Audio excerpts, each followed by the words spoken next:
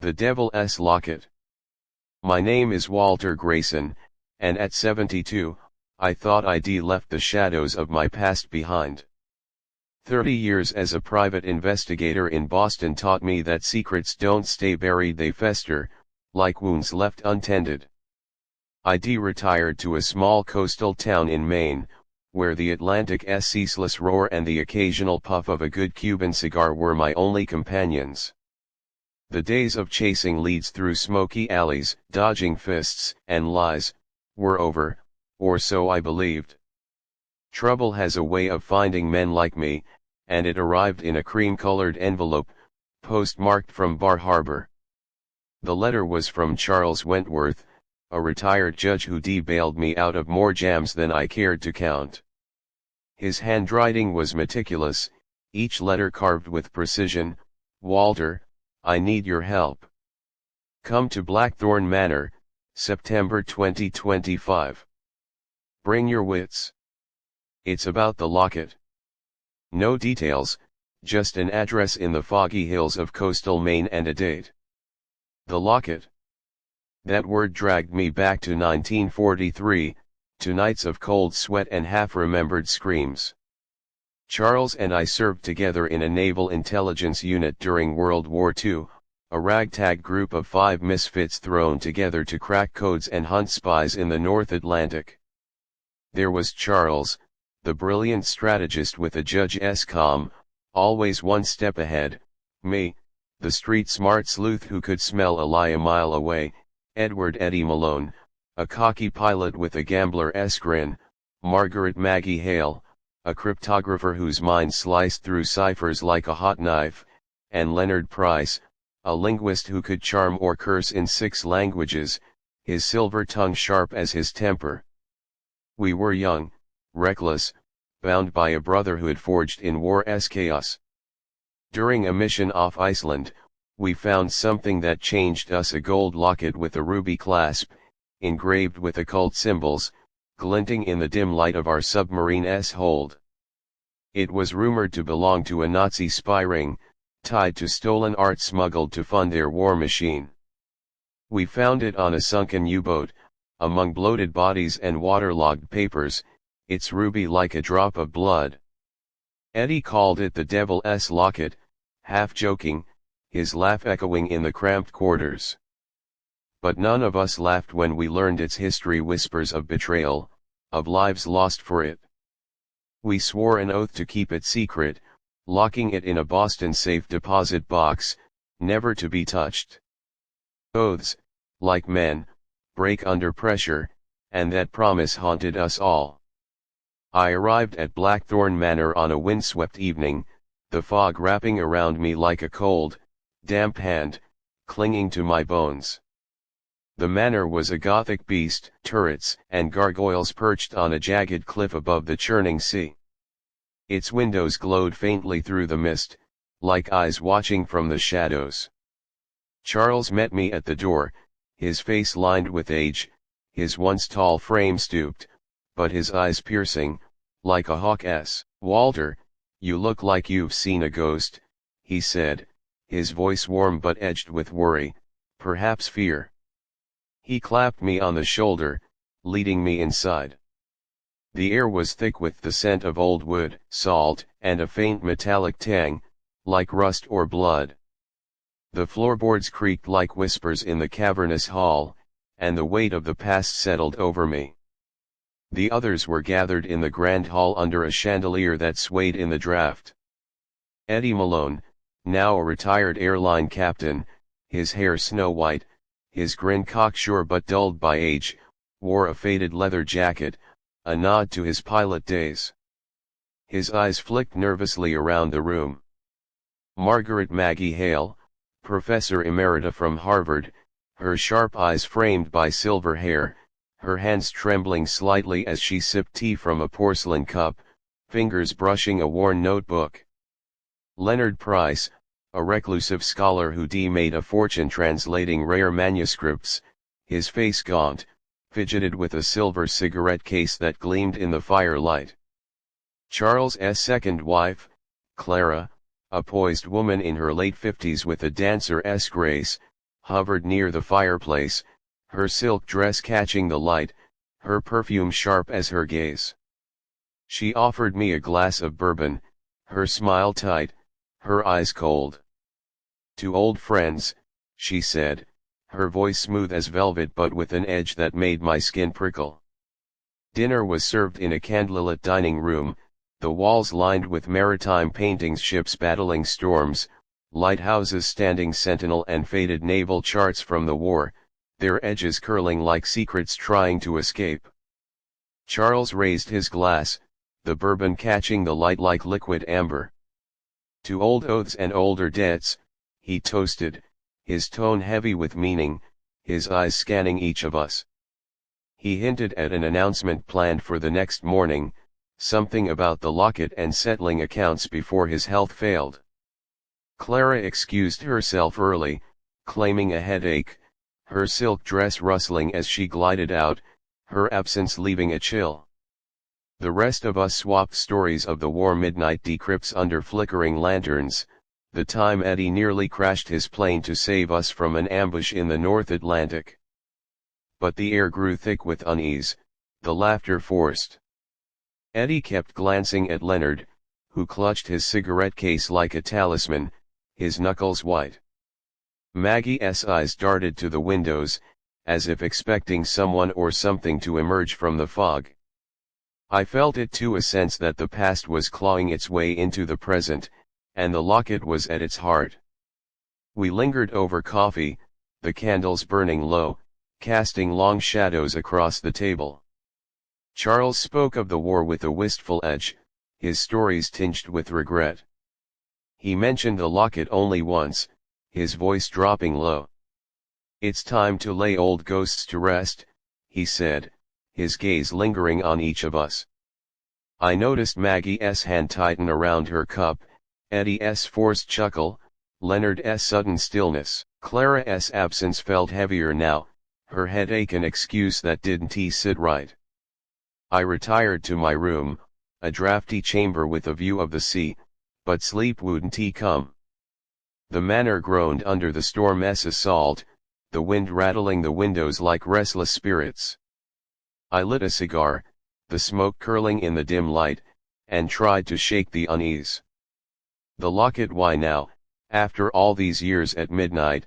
A scream tore through the manor, sharp and piercing, like a blade through the silence. It came from Charles's study, a heavy oak door at the end of a shadowed hall lined with portraits of stern-faced ancestors, their eyes seeming to follow me. I raced down, my old knees protesting, my heart pounding, the others trailing behind, their footsteps chaotic. The door was locked, the keyhole revealing a grim scene. Charles slumped in his leather chair, a letter opener buried in his chest, blood pooling on the Persian rug beneath him, soaking into its intricate patterns.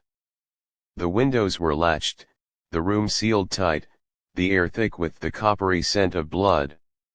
A locked room murder, straight out of the detective novels I read on stakeouts, hunched in my car with a thermos of coffee. Clara appeared, pale in her nightgown, insisting she'd been in bed, her voice cracking.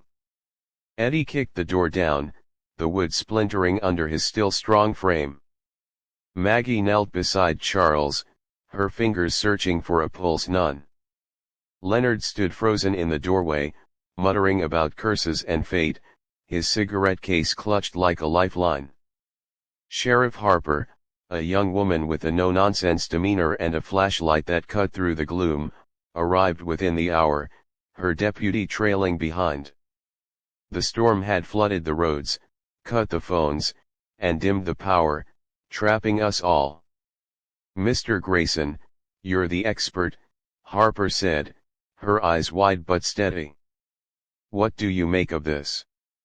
My old instincts kicked in, sharp as ever despite the years.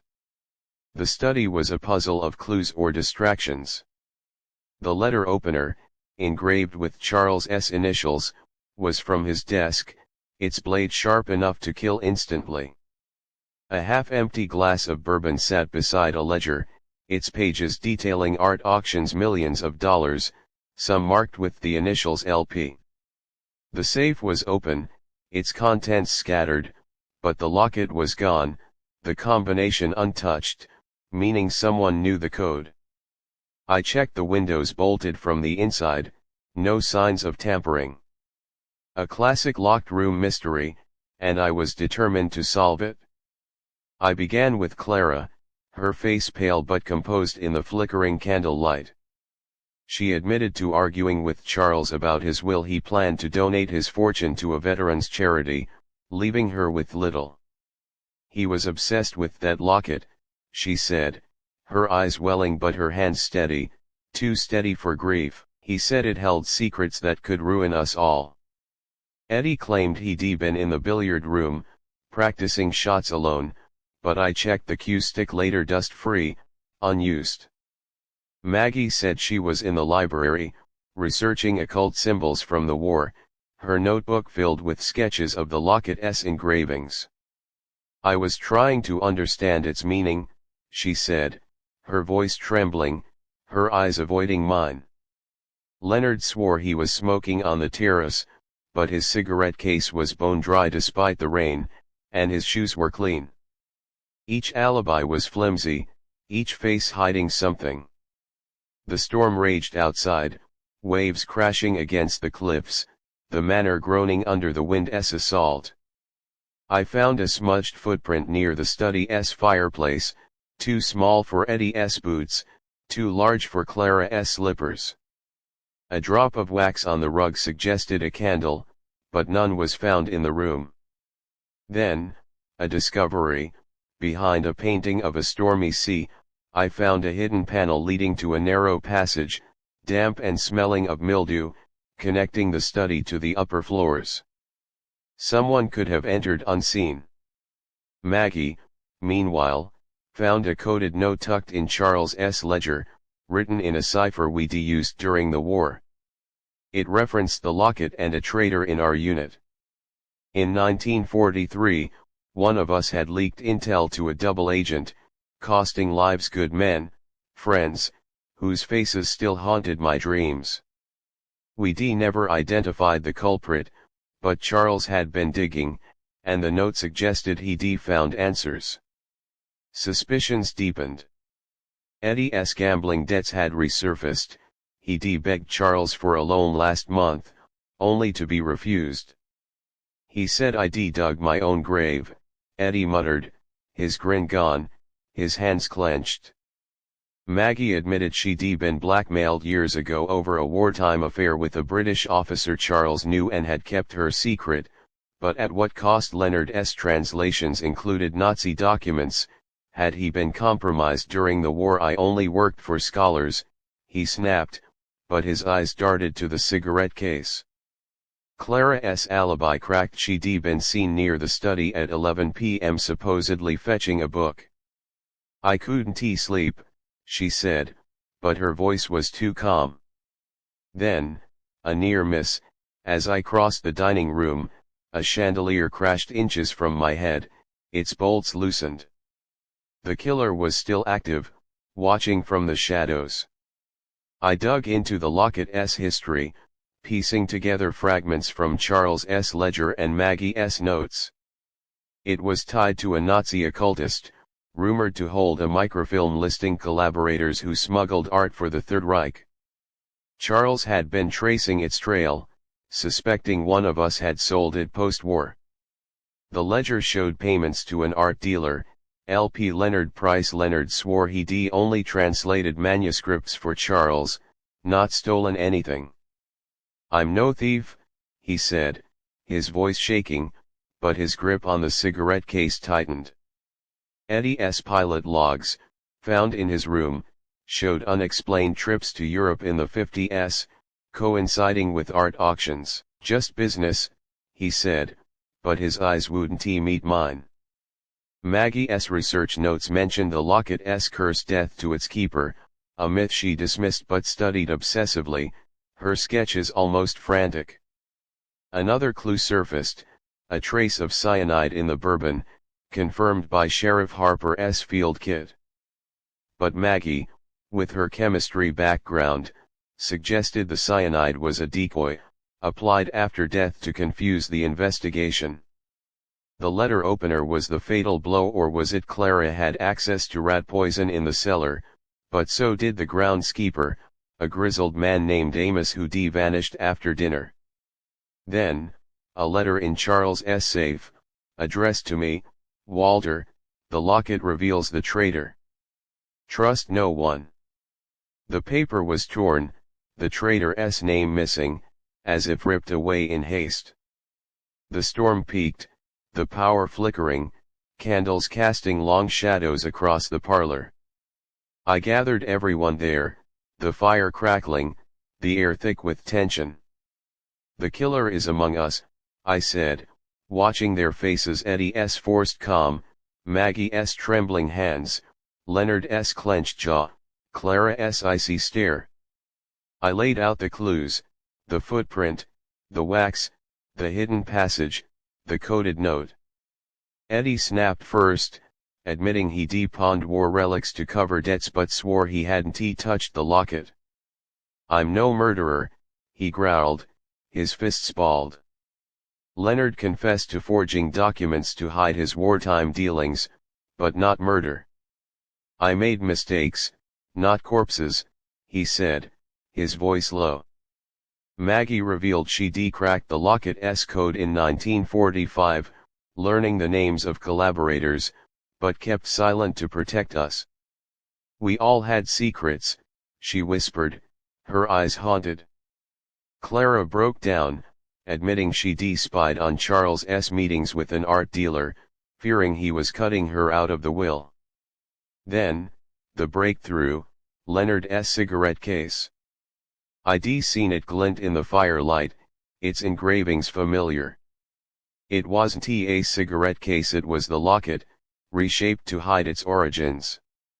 Leonard had stolen it in '45, sold the microfilm, and built his fortune. The ledger showed Charles was about to expose him. I confronted Leonard, my voice steady.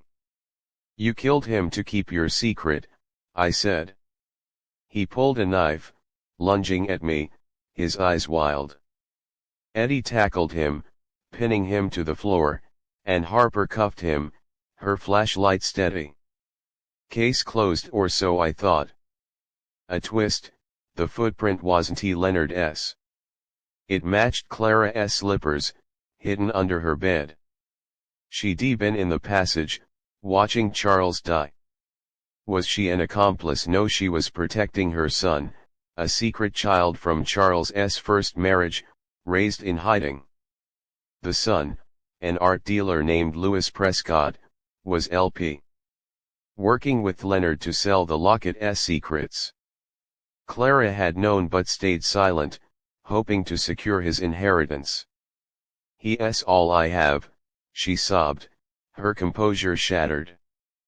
But the final shock came from my own memory, stirring like a ghost in the fog. During the war, I'd been captured off Iceland, interrogated by the Nazis.